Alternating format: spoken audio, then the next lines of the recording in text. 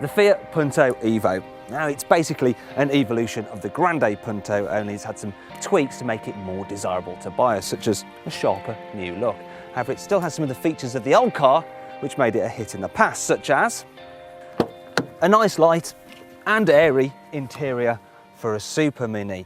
I mean, look, there's decent knee room and headroom, plus the boot, well, it's a respectable size. And because you can flip the rear seat squabs out, when you fold the backs down, they go completely flat.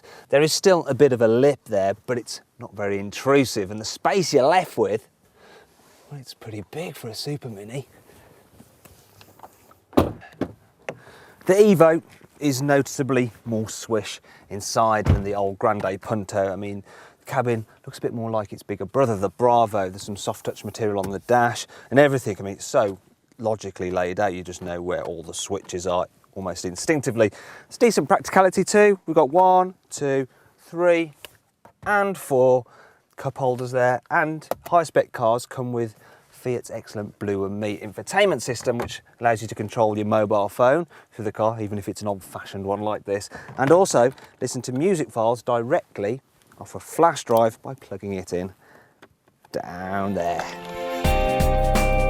One of the great things about the Punto Evo is that it's really easy to drive in town. That's because it comes with something called city mode steering. So if I press this button here, it makes the steering super light, so that when you want to go around tricky tight turns such as this mini roundabout, it's dead easy.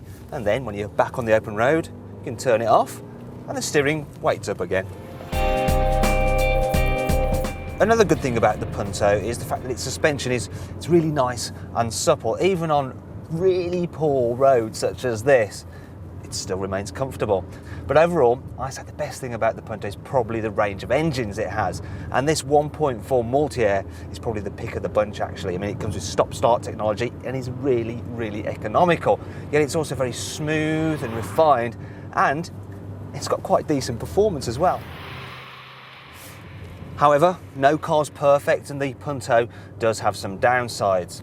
The first is that really it's not as much fun to drive as a Ford Fiesta, because with a normal suspension, it's ever so slightly roly-poly in the corners. Another complaint I have is that while the interior is an improvement over the old Grande Punto, some of the bits like these switches down here do feel a little bit on the budget side.